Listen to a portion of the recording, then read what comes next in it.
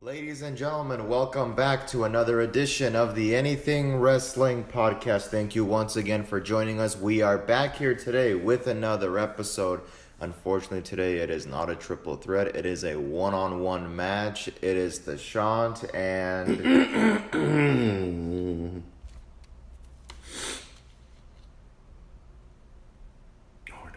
Ladies and gentlemen, my name is the Commish.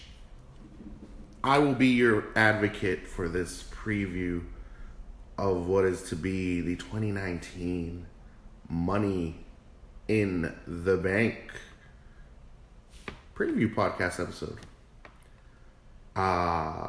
Yes, today we are not joined by Dan the Man, but he is here in spirit somewhere, probably asking us, why aren't we reviewing this pay-per-view already?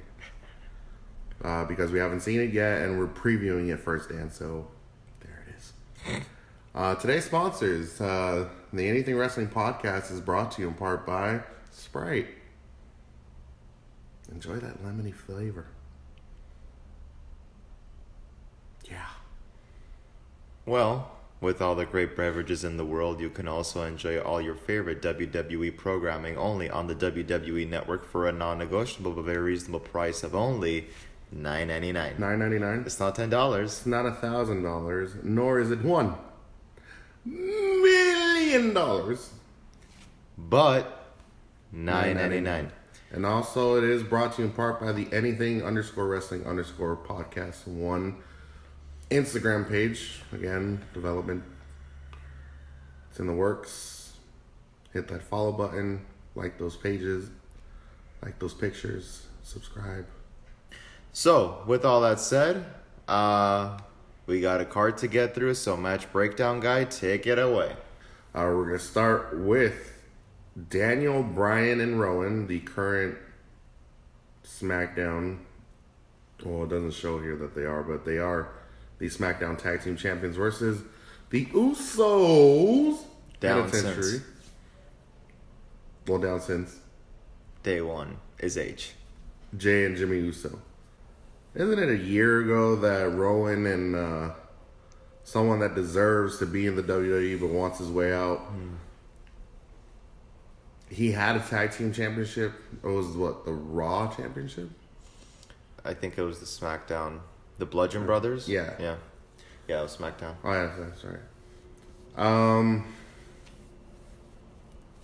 don't know. I with this match, it's like, yeah, we've been down this road before. I get it.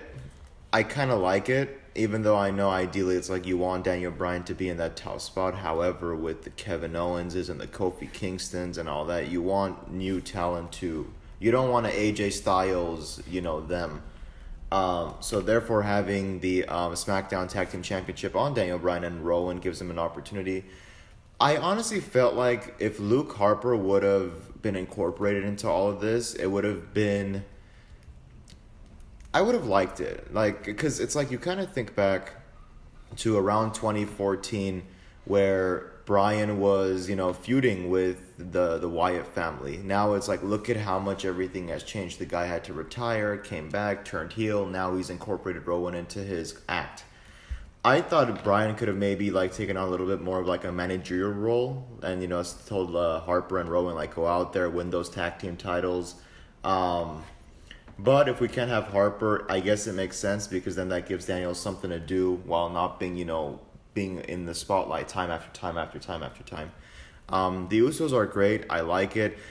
I don't dig this whole thing of making fun of the Revival and, it's it's juvenile. The Usi cream and all that. I liked it when Do you feel like they've been utilized or... been brought down to just be like a shenanigan, like a gimmick of their former selves? Yeah. Because we saw how they came into the WWE. Yeah, it was playful. They were colorful. They were always upbeat, kind of like their dad, like Rikishi was. Yeah. But then even Rikishi knew at one point he had to do a turn to make his character stand out. And the Usos did that. They changed their image. They changed the way they would come in, ready to dominate. But then all of a sudden, it's like, we've had you like this for years. You know, we're doing a shakeup now. Let's draft you over to Raw. You guys can be playful while still coming off as badasses. Yeah, go for it. And it's kind of been like, you guys are too slapstick. It's like too cartoony. I personally, I don't like it. I just stick to them coming out, giving that killer promo, you know, ending it with their catchphrase and just kicking ass. Like, just leave it at that. It's so funny because it's like it's like a trend. When something starts working in the company, they find a way to undo it and go, no, we're going to change plans and we're going to do this. Personally, I think that whole thing with Usos and Revival has Vince McMahon's, fingerprints all over it. He still thinks that people, want to see that sort of childish, slapstick, like you said, storylines. And it's like, no, like we're way past that. This is not 1993 where you have, Duke the Dumpster and, freaking the Repo Man coming in and having a match. Like, this is like, people don't know a lot more about the business. Like, you got to like step your game up. So now you got to stay true to what you already have built, because why go 20 steps backwards to the past? Yeah. When you have the best product now. I mean, do you have a pick for this? I mean, this match is. I'm thinking Bryan and Rowan win, because that would be way too abrupt, and that would be killing Bryan's momentum of what he's worked so hard for over the last like 6 months. Yeah, I see them coming out of this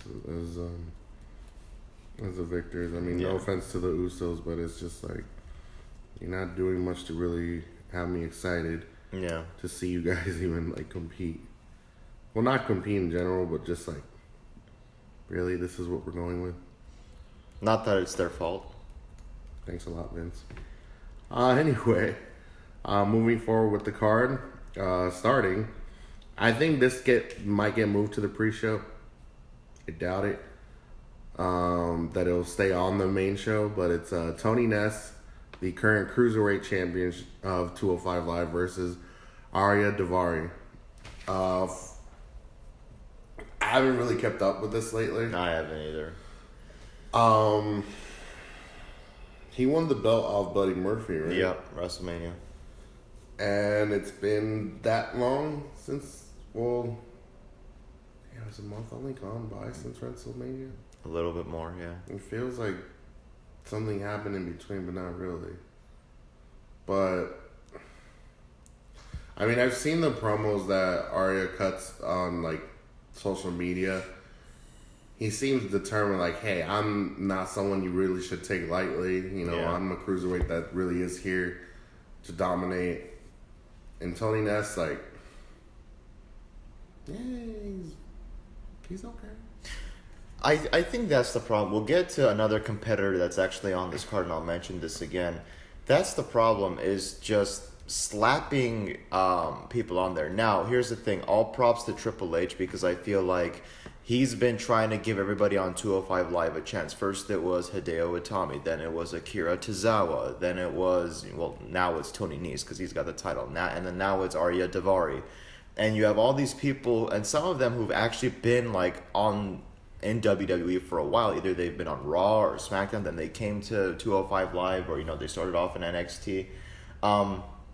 And that's what I love about Triple H, is that looks like he's always giving opportunity. He's always allowing for someone to, like, okay, that last pay-per-view is done. For the next one, we're going to have you, kind of try to carry the ball. So kind of like what it used to be back in the day, where it's like, we're not going to have the same rivalry go on for 5-6 different pay-per-views.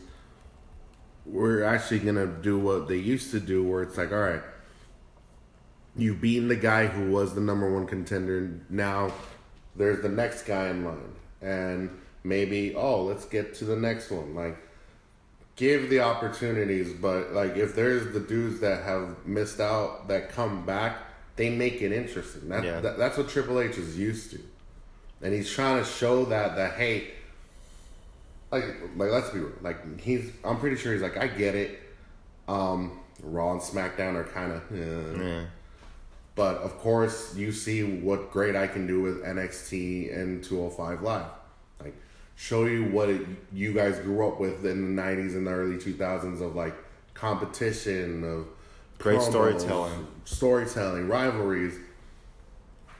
And I'm glad he's doing that because honestly, if the product keeps going like this, I might be watching TNT. Did I say that? Tell me. No, I didn't just say it. Yeah, he said it. He said it. By the way, yes, congratulations to them. On a side note, to the All Elite Wrestling for getting a contract deal with TNT Drama. That's where I guess they will be airing their show, their pay-per-view. I have no idea how to get to it, but that's not here or there. Did I mention you can? No, wait a second. Not on this, not on that network. Sorry, I tried. But I'm just gonna say, Tony Ness keeps the title. I'm gonna go with Daivari on this one. Okay. Because I've been noticing he's been really, been put at that forefront for 205 Live. And like you said, I like the character work that he's doing. So, I mean, that's the problem. It's like with Tony Nese, we really didn't get that character build. The build of like, okay, it was just, oh, you're there. Okay, now you're a champion. And it's like, okay, all right, cool, I guess. Moving forward for the United States Championship, we got one Joey Samoa Blowy. You mean 1 minute Joey Samoa Blowy? Versus Mr. 619, not the move, but the zip code of San Diego, Rey Mysterio, with possibly along on the side Dominique. Son Dominique, who was being competed for in a ladder match once. I swear that was the worst story in SmackDown history. But, yeah. For the United States Championship. Now, we've seen what's carried over from SmackDown to Raw with Samoa Joe with his antics and his, bullying. I'm not as big a fan sometimes, depending on what it is. But this one, I don't know. It kind of has me I kind of like it. I kind of like how much of a D-bag you're coming off right now. But I think it's amplified more because of that championship. Because it's I'm keeping this, and I'm going to dominate everybody no matter what. But I'm still that same asshole. Yeah. I like what they're doing with Joe. I think it's about damn time that the guy finally has a title that he can hang on to. I've been liking the character work that he's been putting in since he's had the championship. A lot of people will argue that, him beating Rey at a 1 minute at Mania was a burial. I don't think so, because Rey at this point is established. The guy just celebrated 30 years in the business. He's not a guy where you can just bury, He's basically a veteran at this point who's trying to give back to the company. I think he's kind of like your guy that it's he's like your Randy Orton in a way. I've been here long enough, and I've had family not only in this business with the WWE, but in wrestling business in general, that has given enough where it's I don't have to put on a 20-minute match, but I also am not just doing a 1 minute match just because I'm giving you what I'm being told to do. I'm doing it because this is who I am and this is what I live for. This is my sport, my pride right here. Yeah, so I personally thought Joe should have been the 5 minute man where he comes in, rids. And you mentioned that. Yeah. Doing 5 minute challenges. Yeah, hey, if you can outlast me for 5 minutes, you win the championship. But anyway, if it's not that, I like this, like you said, him talking down on Dominic and really showing that sick and nasty side. Which I think is what sets Samoa Joe apart from everybody else, and he can rock it, he can get away with it. So I personally, just for the sake of helping Joe continue with this character work and this storytelling, I would say I want to go with Joe, retaining the championship. I think I'm gonna do the same. Just because I feel like that's the direction it should go. Yes. I mean, who knows? Maybe they have something else in mind, but... They always do. Moving forward, we got the WWE Championship match for... Oh my God, wow. Let me do that again. We have the WWE Championship match with your current champion, Kofi Kingston, against the returning... Should have seen it coming. He was going to do a turn. Because he can't be trusted with anybody other than Sami Zayn for some reason. Kevin Owens. KO. Does this feel rushed in a way? Yes, it absolutely does. I thought that they would have really played out with the whole Kevin Owens being a part of New Day. Yeah, because Kevin Owens really embraced that role of just wearing the shirt, eating the pancakes, saying the catchphrases. And I think there was a reason for them rushing into it. I don't remember what the reason was, but there was some I think someone was injured, supposedly, because I think... so what I remember hearing is that Daniel Bryan and Kofi were to continue a little bit after Mania. Mm-hmm. And Kevin was supposed to be a thorn in the way, hey, no, I'm supposed to get an opportunity now, not you, Daniel. And I guess, because Daniel Bryan got injured at Mania, or at least he was hurt, supposedly, they had to rush things with Kevin Owens. Bryan was off TV for a good 2 or 3 weeks. But I think we all saw this coming, just the fact that, from Fastlane to Mania, there was that whole thing of KO, getting a title shot and then not being on the card. It's you almost knew that it was just inevitable until KO gets an opportunity. And I think that with the right storytelling, you can push him as a dominant heel.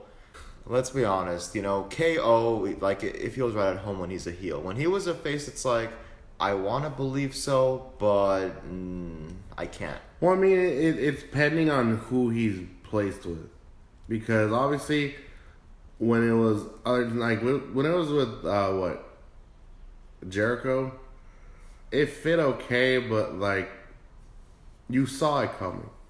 Yeah. With the New Day, it felt okay, well...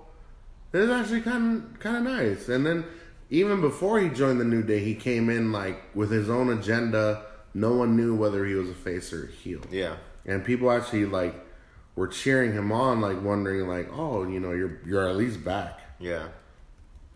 So, but in regards to who wins, I want to say Kofi pulls this one out.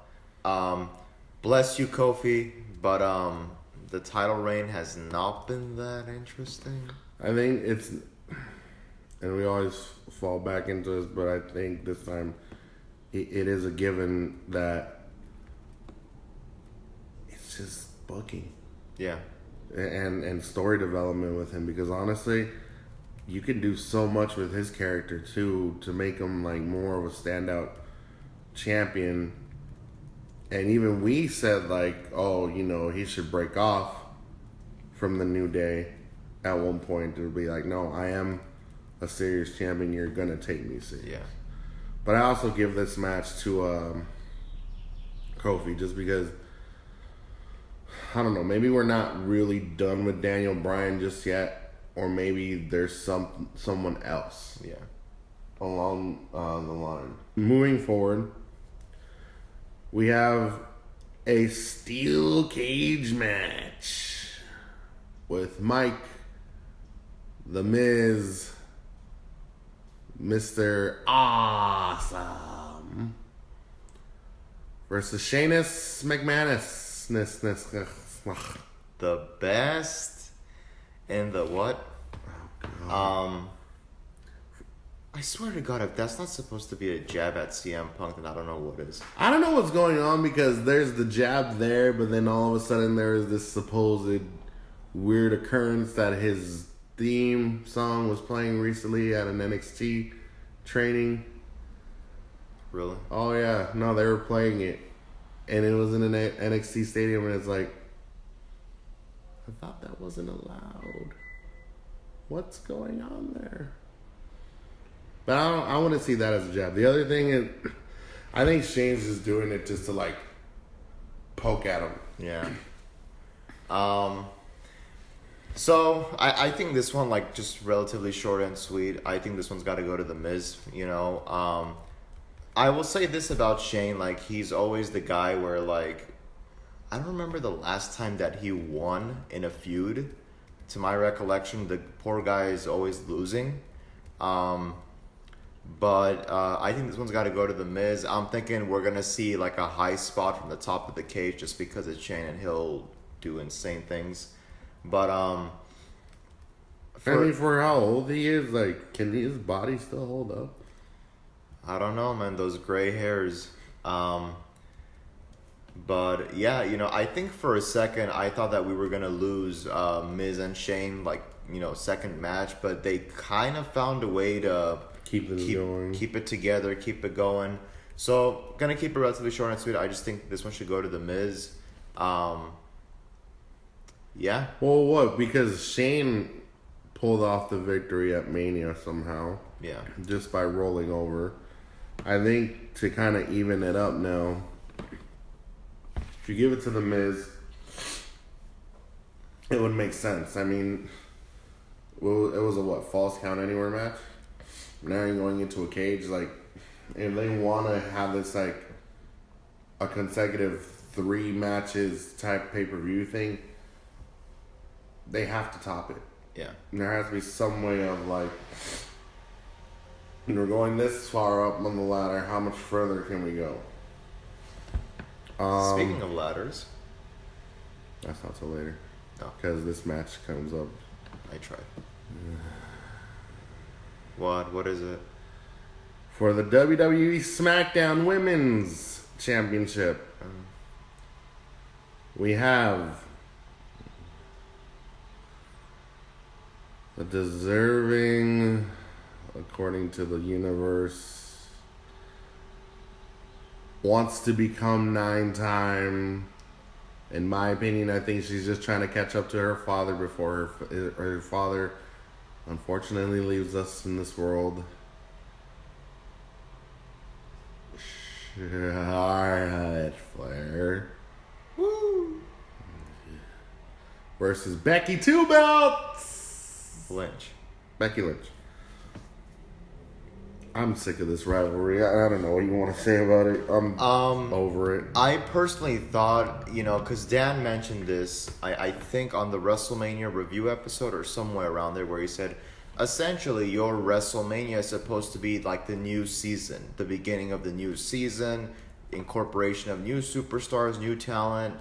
I thought that what Bayley was doing about 3 weeks ago on SmackDown was on point. She didn't, you know, and if you really notice, she wasn't like, she didn't come out in so much bright gear. It was a little bit more darker. She came in and, you know, she, you know, was really in Charlotte's face. I was hoping that we would get Bayley and Lynch at Money in the Bank for the SmackDown Championship. Would have made more sense booking. But they got to protect Charlotte Flair for obvious reasons. Protect or give? All of the above. Okay, if I can be serious for a minute, I think I'm just over it in regards to her getting her way. Yeah. Like, I don't know if anyone sees it or if you guys are just so obliviously blind. Well, I even mentioned it. I'm like, the stroke that she has to take Andrade, phenomenal. her boyfriend, by the way, from Raw to SmackDown. And by the way, Zelina Vega too. So she had the power to request 2 people get drafted back over to SmackDown. So I love Charlotte. She can go. She can have a great match.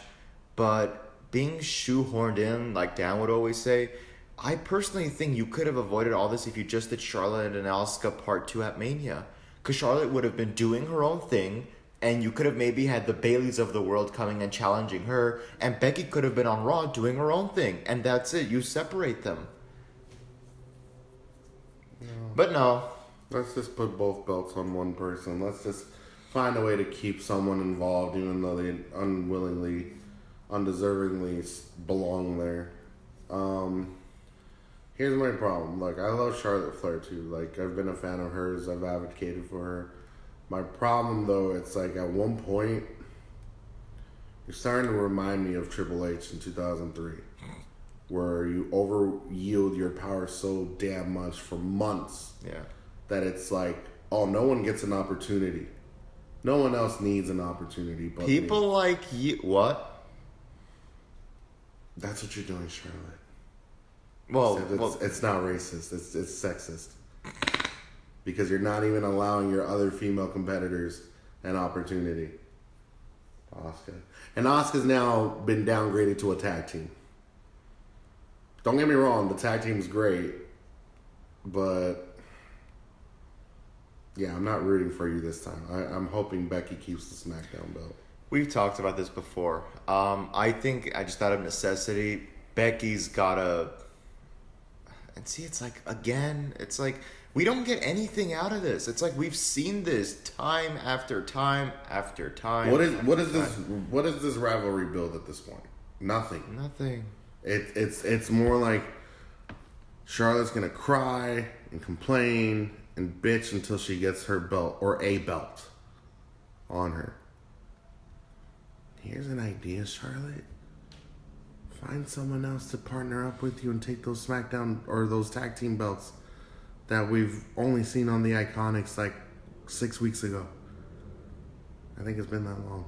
I don't even know if those belts exist anymore. They've lost all their prestige at this point. But yeah, out of necessity, I'm going for Lynch on this one. The Baxter. Moving forward to a regular singles match, which I'm surprised it's even on here. One Roman Reigns versus Vince McMahon's superstar shake-up SmackDown pick that's so willingly deserved, Elias.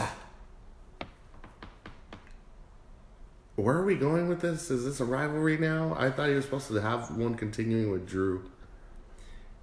Apparently they're putting that to rest. How ironic.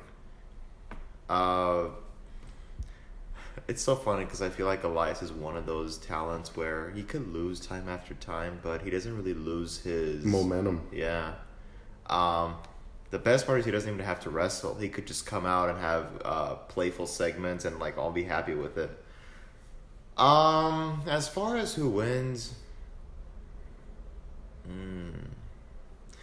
I'm going for Roman. It's a regular singles match. There's nothing on the line. And not only that, Roman has been really booked as being attacked, being ambushed, being the one left laying on his back. So you would think it's the comeback story. It's the comeback story. So, oh God, this match. I hope it's a one and done because I want Elias to move forward and do other stuff. Well, how would you book Elias? Can you put him in anything right now? Don't put him in matches. Just let him be a segment. For now? For now, yeah. You eventually have to move your segment into something, into a rivalry. And see, that's where that's where you got to build it. So obviously the thing is now is like the whole gimmick is that every time when Elias tries to have a performance, someone interrupts him. So I'm thinking, I don't know. What is he's on SmackDown right now? Who's on SmackDown? I don't even know anymore. Apparently there's a wild card rule, so anyone can be on SmackDown. I give that thing like 4 months, and I give it 2 more weeks, and they decide because apparently this wild card rule is really the people above Vince telling them your ratings suck. You need to do something. At one point, it's gonna be back to total anarchy. Yeah. But yeah, I would just like let Elias be backstage, let him be strumming the guitar, let him be inside the ring because this guy could just talk and he gets a reaction. And a lot of times, like the announcers even, you can hear them laughing just because they're having a good time watching this guy. And the guy knows how to entertain. I was personally, I loved his face turn, but then it seems like Elias knows there was a face turn, then after 5 weeks there was a heel turn. You should have kept the face turn. You should have for kept a longer while. You killed it. And he knows how to entertain even as a face. Yeah, he still gives those quips, jabs in there about wherever city he's playing in, but it worked. Yeah. Yeah, so I'm going Roman's going to win because, again, comeback story. If not, maybe he wins by disqualification and then we go to the next pay-per-view and then he gets a definite win. That's what I'm thinking, but I'm thinking Roman is going to probably walk out of this rivalry being the victor. So moving forward, finally one of these matches. For Miss Money in the Bank ladder match, we have the following competitors. God, why is she still in the WWE? Really, why is she? Natalya versus Dana Brooke versus Naomi versus Bayley versus Mandy Rose versus Ember Moon versus Carmella, the former Miss Money in the Bank, versus his favorite choice, and I already know he's choosing her, Alexa Bliss. Okay, couple things. I told you I would come back to this. Bless you, Dana, but what the hell is going on? Did she get... Okay, I'm not trying to be brutal, but did she get a facelift? She looks different. She looks way different. Dana Brooke, just out of obscurity, who's been on the main roster since 2017, I want to say, and they didn't even do anything with her, and all of a sudden now she's in, and I can tell she's been given like promos and TV time and whatnot. She's filler. Yeah. Honestly, if I were to pick someone, first of all, I think Nikki Cross should have been in this match, and I don't know what they're doing with her, if they're giving her like a character change of like, because I don't know if you saw that backstage segment where she's like, I think I need to step out of the darkness. I'm like, no, don't step out of the darkness. Stay in there. Just honestly, I would not have Lexi win because we've already had that. If I were to pick someone... Wow. You wouldn't even choose your own girl to win? No, because she won last year. And once again, I've talked about being fair. And Lexi is one of those people where she has her talk show. She doesn't have to wrestle. She could just be there and have a segment and entertain. My first pick out of everyone is going to be Ember Moon. Just because she's been there for a year and a half now and has done nothing. Like nothing. Like she was touted in NXT as like the next dominant force to step into a main roster. She hasn't even had a feud. If you really think about it, she hasn't even had a feud with anyone. Well, I would have thought she would have had a feud with Nia Jax, but then she becomes two torn ACL. I'm sorry, I'm gonna keep going with that until she comes back and proves that she can be a dominant force by not talking. Well, I think this is the proper opportunity: is let her have her time away, but once she comes back, flip it, turn it. Turn heel, don't speak. Just dominate. I don't even care if it's 1 minute matches. Dominate, leave. That's it. Be like Big Show from like 03. Yeah, just be or brutal. 02. Just don't speak much. Don't talk. If you could have a really good manager do your promos, that's all you need. But no one can really be a manager for her. Lexi? No, we've already had that. And see, that's the problem too, is overexposing like feuds and characters and, certain matches. It's like you see it so many times where you're like, eh. But yeah, my first pick would be Ember Moon. A solid number 2 pick would have to probably be... How about this? 3 picks. I think it would be fair. I got it. Ember Moon, Bayley, and Naomi. That's my 3. In that order? In that order. Just because... I'm writing them down. Okay.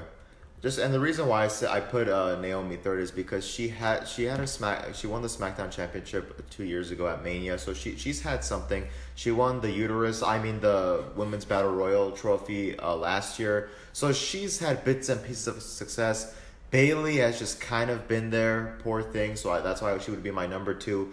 But out of everyone, Ember Moon has lost the most, where she hasn't had any feuds, she hasn't had any accolades. So give Ember Moon that briefcase. So, seeing who's in this, I'm gonna go by each competitor. Okay. Natalya, toss out.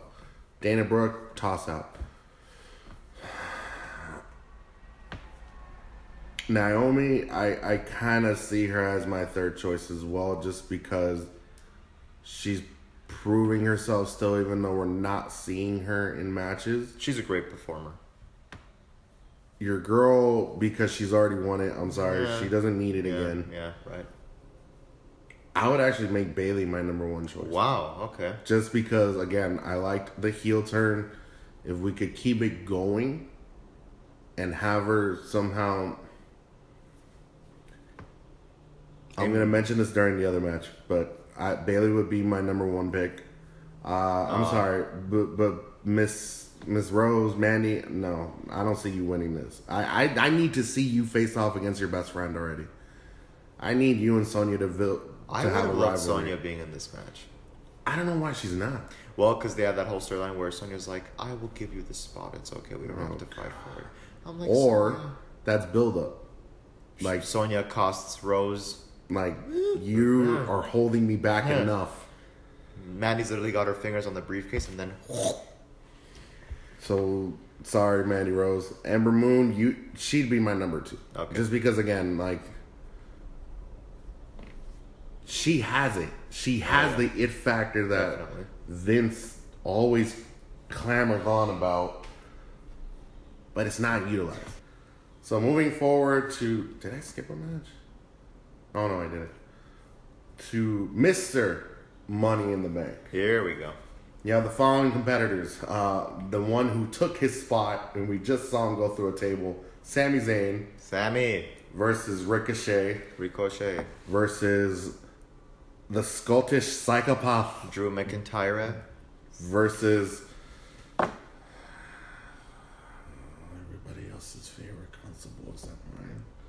You know you love him. I would love for him to get fired. Baron Corbin. Ugh. Versus Ali. Don't Versus- you mean he must... What? Oh, we can't have that. We're just gonna name him Ali. Versus the current reigning Intercontinental Champion, Finn Balor. Balor Club. Versus Andrade. Cien. Oh, I'm sorry. A lot of cutbacks. Apparently. We have to cut back names now. That's pretty bad. Charlotte's boyfriend. Versus the one who still has voices. They counsel him. They talk to him. Randy Orton. Randall. Oh God, Randall, how I miss you sometimes, but I get what you're doing now in your point of your career. Yeah, he's at a point in his career where it's like, hey, we got one more spot. Randy, get over here. And he doesn't even, it's not like he's like upset about it or like, why does it have to be me? It's more like, yeah, I'm game. Giving back. Yeah. Like he's paid his dues for years now. Yeah. He's established now. He could retire tomorrow and he's established. Before we talk about the match, if he were to retire, would you put him as a first ballot? What do you mean? First ballot Hall of Famer? Or give him a couple years to earn his spot in the Hall of Fame? You could put him in there. Yeah. Like the following year? Yeah, you could do that. He would have to be your headliner, though, Of the class? of the class, yeah. Well, okay, there's so much potential with all these guys in here. There is. Let's do three picks. Okay. First pick, out of anyone, would have to be. I'm sorry, I forgot who's in the match. Sami Zayn, Ricochet. That was it. Who? Sami Zayn. He's your first? I've been talking about this guy getting a Royal Rumble win for years. I've been talking about this guy getting the proper push, and time after time, we haven't been seeing that. Finally, he comes back. I love his work. It makes sense. It's borderline reality mixed in with do what you gotta do for the fans and the script. They kind of lost me when they tossed them inside the trash bin. I think what that was is kind of like the reason, like, okay, you're building on momentum, but we gotta find a way to put you in the match. And who else can we take out? But you gotta. We're not happy with. Let's be honest here. If we're gonna be serious for a minute, when I saw that, I'm like, why does this feel like this is Vince indirectly talking to you and saying, "Here's what I think of you"? I didn't see that. I think you see that because you maybe he's not giving the true flair of his heel turn of what it could be. I think that's what you're saying because it's like, all right, well, I think you're garbage, so Yeah. I'm gonna toss you in there. I think what it was, it's like maybe this was Triple H saying like, hey, this is what I'm gonna think of you if you don't step your shit up. In the garbage. Like, we're gonna trash this whole bit with you. But you wouldn't admit that Sami has stepped up his game for the last. I think so. In that whole 9 months he was gone, it's like he's shown what people want to see. Not just out of him, but just in superstars in general. Like having that inner CM Punk Becky Lynch come out. Yeah, but also that I think he is really speaking for the fans where it's like, why am I here? Why am I even bothering with you? You didn't give a damn about me when I was gone. I did. You didn't give a damn about me when I was here. I did. And all of a sudden, now I'm the talk of the town. But I don't need you. You need me. And I think that's not a bad thing. That's a good thing. Bling. That's still creepy, DDP. So yeah, Sami has got to be number pick. one. That's without a doubt. All right, so now you're left with Ricochet, Drew, Baron, Ali, Finn, Andrade, and Randy. Number two would have to be Andrade. I've been seeing a lot of potential in this guy. I've noticed. And this isn't coming from the stroke, by the way. This is him putting in his work. Yeah. Andrade has been great. I've noticed every time when you give this guy time, he's going to give you a great match, regardless. Like, don't cut his matches. Just let him go. Like, that... I wish he could have stayed on Raw. But what we saw... What we had been seeing him do with Rey... Dude, those guys put on like, Rey Mysterio has been putting on 5-star matches for years. Yeah. The fact that he can still do it to this day with new talent, yeah, that says a lot. After 30 years in the business. Jesus. A number three, just out of necessity, would have to be Drew McIntyre. And with Drew, the only reason why he would have been my number one, but I'm like, with Drew, he's one of those guys where I feel like if he doesn't win the briefcase, this guy is still going to get properly pushed, you know?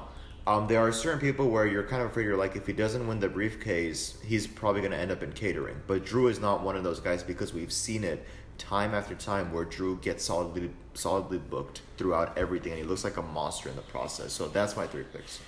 So mine are the same but reverse.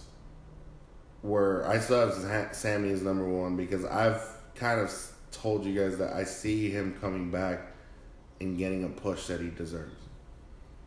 I would put Drew second. Okay. Because I want to see if I see him win that, this is what I would want him to do. I would literally want him to come out at the end of the Seth versus AJ Styles match, not cash in, but just Claymore and kick the fuck out of your boy Seth. To send a message. Okay. Not to be like, oh, I'm just going to do it. Here it is. Now I'm the champion. But more like, I'm sending him, I'm going to make you wait. But I'm the one who's going to keep an eye on you. And you can build that for a while. Like, Drew has the briefcase. Yeah. He's just waiting for the right opportunity to cash. But he's going to play psychological warfare with everybody on whether it's Raw or SmackDown. Doesn't matter who. He'll come after a belt when the time's ready. Andrade, because granted, I hate his manager. Or she can never keep... Where's she from? Oh, God. You saw that on Instagram, right? What? Oh, yeah, the Greg Hamilton thing. It's like, really? I literally thought of you when I saw that. I was so annoyed. I'm like, dude, he's just asking you a question. Get off your high horse. It's not racist, you idiot. Ugh. But, She from New York. I get it. You're from Queens. Good for you. You got an accent. But for fuck's sake. I see him winning this just because it's like, no offense to Ali, but I see him as the dominant like face of the new blood, the new era from now for like the next 10 years. Ali's still in there, but Andrade does have that standout personality where it's like, I can do a lot and I'm capable of it. Yeah. Just give me that opportunity. Yes. And like you said, if you don't cut his time, the dude gives 5-star matches all the time. You can't say he doesn't. But those are my 3. Yeah. Moving on to our last 2 matches. The following is for the WWE Universal Championship. We have apparently the guy who built the house that is known as SmackDown, since it's been there way before his time. Thanks to The Rock and Brock Lesnar and Randy and Undertaker and Eddie and Word and Life Edge and John Cena and Kurt Angle. But apparently he built it. AJ Styles versus the current Universal's champion, your boy, Socko Rollins, yeah. Seth fucking Rollins. I feel like this has been building up the right way. To an extent, yeah. And the whole thing of, am I on your side? Am I not on your side? Can we finally get AJ in a full heel turn? It's coming up. Yeah, definitely. And this could potentially be the match of the night if done right. Okay. It could be. I'm not saying it is. I'm saying it could be if it's done right. Who do you have winning? I still see Seth walking definitely. out. But like I said, if I could see what's his name just fuck with him with the Claymore kick if he wins it. Like, don't cash in. Just Claymore kick him to hell and be like, you know what? I could literally just hand that briefcase over, put my foot on your neck, get a 3 count, and just walk out. But I'm not going to. I'm just going to wait. And I'm going to make you wait, too. Even though you have something I want. And I'm hoping it goes that way. If not, I wouldn't want Sami or Andrade to cash in too quick. Because it's like, what do you get out of that? You need development. Especially like with them. You need development. I think Drew has the development. The other 2 don't. Like, story-wise, what would you... If Sami wins that briefcase, I want him to be the guy who like exemplifies and kind of rubs it in everybody's faces and goes like, here's what I'm talking about. Here's the dose of reality that you guys need.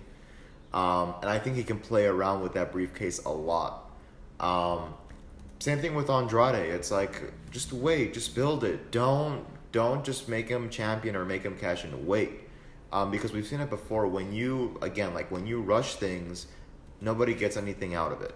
So I would say that, like, being the Money in the Bank pay-per-view, I would say don't cash in, just let AJ and Seth do their thing. I'm thinking this is probably going to bleed all the way over to maybe 2 pay-per-views over, and then we'll probably get a new challenger. But yeah, I see... If it's the other way around with the other 2 winning, right? Yeah. Okay. But yeah, that's my pick is Seth winning, and I'm gonna go with that. Maybe match of the night probably. Because we've seen what AJ is capable of with anybody, but have we really seen him face someone that's an equal build, if not almost better than him? With Seth, I think Seth is the better competitor. Yeah. Don't get me wrong, AJ is very established. AJ is awesome. In the history of wrestling, but I still want to see what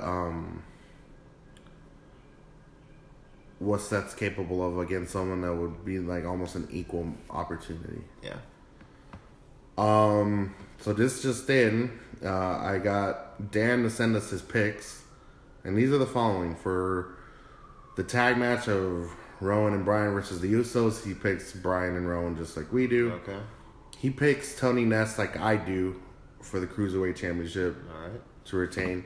Surprise pick, he picks Rey Mysterio to win against Samoa Joe. Okay.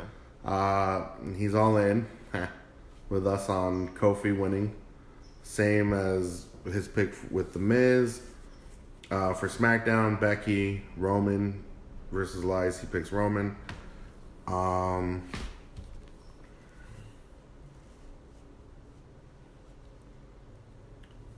Okay, I get it. So he picks... Wow, this is interesting. His number 1 pick is Bayley. Okay. His number 2 pick is Mandy. Wow. Yeah. I want an explanation out of that when he comes back, hopefully next week. And his 3rd pick is Ember. He's been a big advocate for Ember, so that's understandable. For the men's ladder match, he picks Drew first. Of course. Then his number 2 pick is Andrade. Wow. And his number 3 pick is Sami. So we're all in on all 3 of those guys being the ones to win it. We're triple or nothing. Yeah. And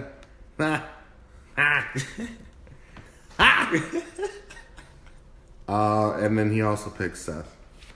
I'm not going to say which one he picks for the last one just because we're about to talk about it.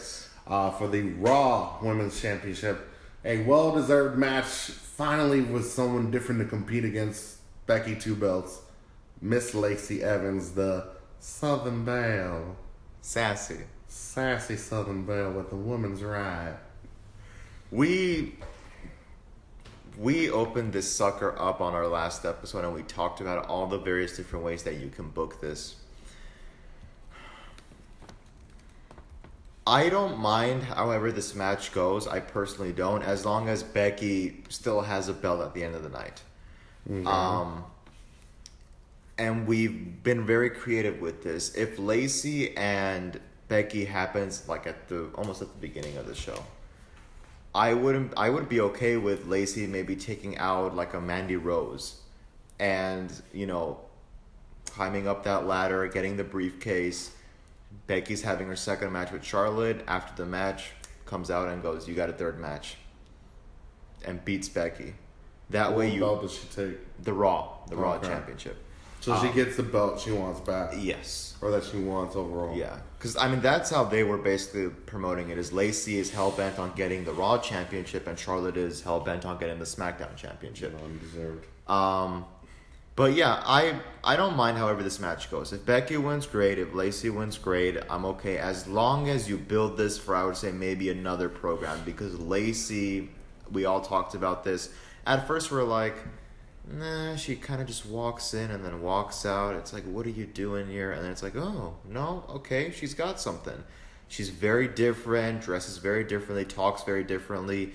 She embraces the character. She's different in every sense. She's not just another blonde, as Becky would say, who just comes out and goes, "I'm going to beat you this Sunday." So yeah, I'm okay with either way. I wouldn't mind creative booking on this one. Like, Lacey loses, gets in them, somehow finds a way into the match, the Money in the Bank match, wins, and then cashes in at the end of the night. That's one hell of a roller coaster. So would you pick Lacey to win the match or Becky? I'd probably have Becky win this one if I were to pick one. Okay. So Dan picks Lacey to win it. Wow. And that's his girl. That surprised me. Here's my thing. I picked Lacey to win it. This is something I kind of would want to happen. Like, let's say the SmackDown match is in the middle. And Charlotte does a lot of damage. But still loses. You have the main event be Becky versus Lacey.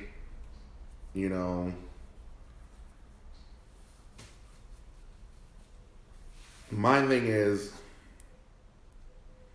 actually, you know what? I would have to change my pick then.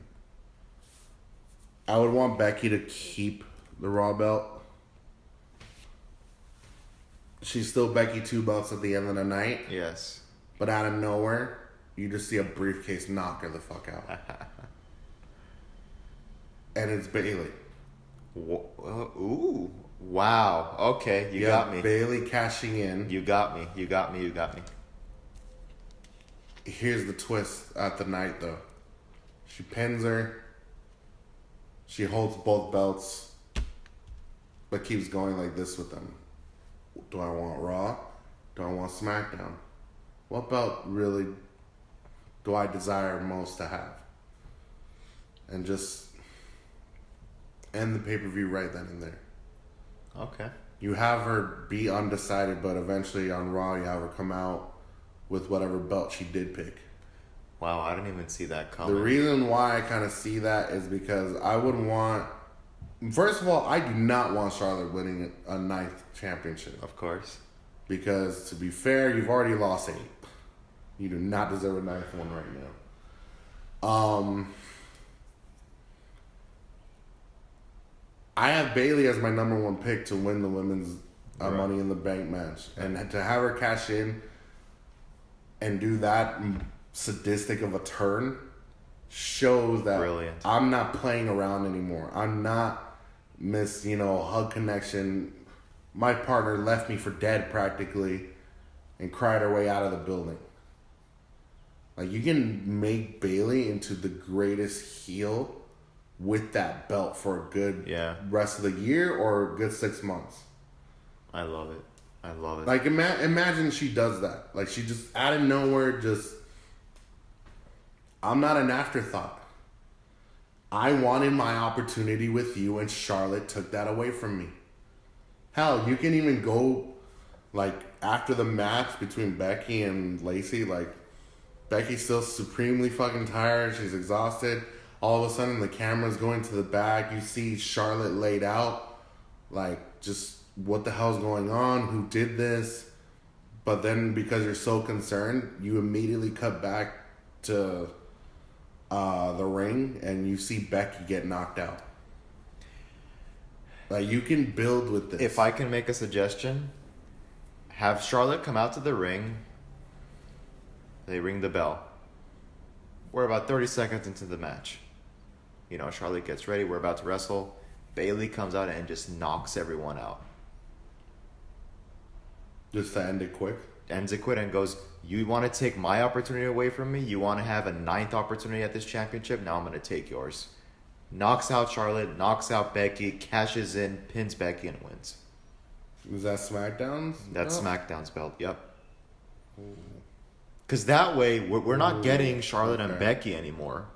You're getting Becky and Bailey. Exactly. Because let's be real, does anyone really need to see Becky versus Charlotte for an umpteenth time? No. Becky even said it in her promo. I'm taking one opportunity away, and I'm taking a millionth opportunity away. But dude, seriously, you got me with that Bailey turn. I love it. If it's you could do needed. That, it's Like you have so much potential with her character to do so much, and like to make her really stand out this time. Like, yeah, I get it. She loves her fans. She loves what she does. But come on, man. The girl has been underbooked and underappreciated for so long and living in the shadow of her friend over there. Like, it's time to pull the trigger. Yeah. And if you don't do it, then I don't know. I mean, granted, that following Money in the Bank, there's Becky Lynch's 24 documentary or whatever. Oh, yeah. That kind of gives it away that she's going to keep a belt or two. Okay. But again, she could keep the Raw Championship.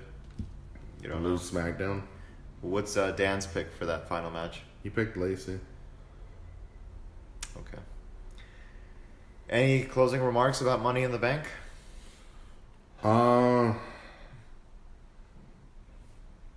Just do the right thing. That's all I ask. So, there you go, guys. We just previewed the Money in the Bank 2019 pay-per-view. A lot going on. We'll have to see what happens. But let us know what you guys think in the comment section below, and we will see you all next time.